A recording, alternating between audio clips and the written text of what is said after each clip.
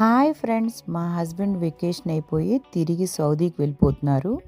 ఈసారి ఆయనతో పాటు నేను కూడా సౌదీ బయలుదేరాను. బేసిక్గా నేనేంటంటే ఒక 2-3 మంత్స్ మా అమ్మాయితో ఇండియాలో ఉంటాను.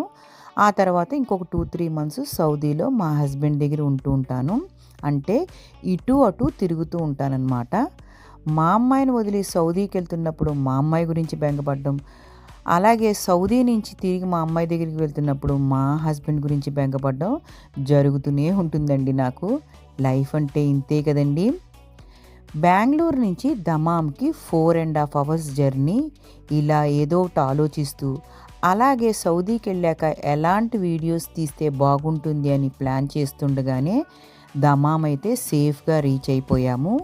ఆ తరువాత ట్యాక్సీ ఎక్కి కోబార్లో ఉండే మా హోమ్ స్వీట్ హోమ్కి రీచ్ అయిపోయాము. Bye friends.